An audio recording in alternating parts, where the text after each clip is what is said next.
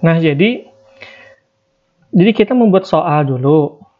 Jadi soal misalnya tentang bahasa Arab, soalnya banyak. Uji cobakan dulu kepada sebuah sekolahan atau sebuah kelas. Atau beberapa sekolah kita uji coba. Nah, soal itu kan kita pasti lihat tuh. Soal nomor 1, misalnya nih. Soal nomor 1,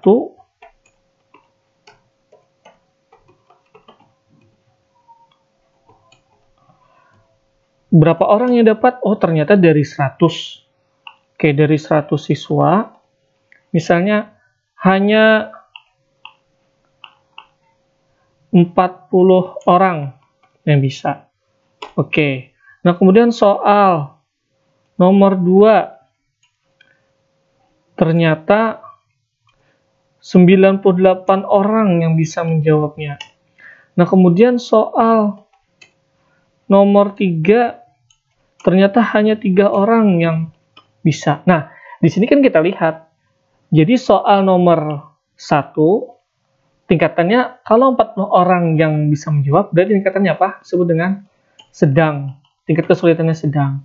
Kalau soal nomor 2, ternyata 98 orang yang bisa, berarti bisa mudah. Dan terakhir, kalau soal nomor 3, oh ternyata soalnya 3 orang saja yang bisa mengerjakannya, berarti sulit. Nah, inilah yang menjadi nanti analisis. Ya. Jadi kan makanya kan kalau kita UN, ujian nasional, biasanya pasti soal nomor 1, 2, 3 itu nyaman-nyaman. Karena memang itu yang sudah hasil dari uji coba.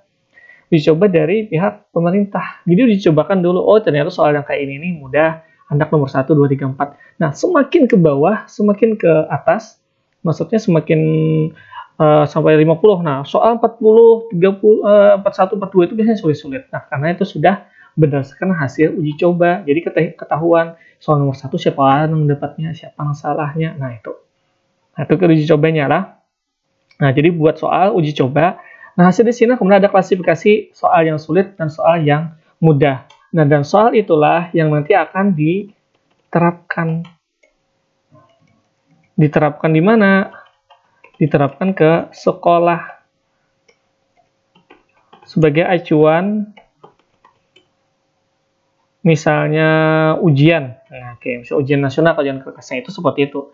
Jadi buat guru-guru itu biasanya sudah ada menemukan misalnya guru matematika, guru kelas atau apa, biasanya sudah ada soal soal itu. Dan mereka berkumpul, uji cobakan soal, ternyata soal ini sulit, ini mudah, ini sulit, ini mudah. Kenapa sulit? Oh, ternyata kata-katanya yang susah misalnya. Nah, itu sudah diuji cobakan.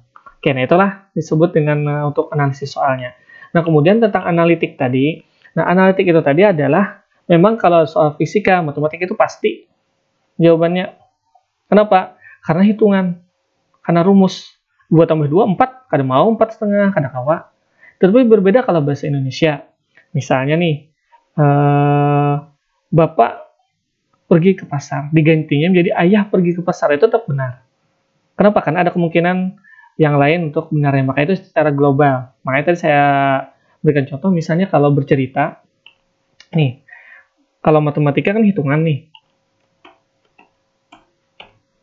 Hitungan. Berarti pasti. Nah, kalau bahasa Indonesia, itu kan adalah nalar.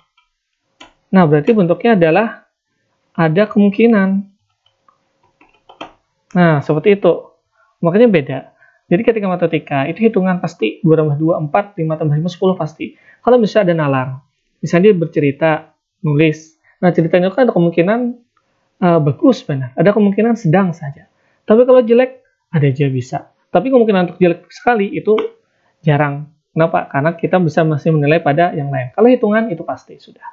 Nah, makanya itu nanti disebut dengan analitik, pasti.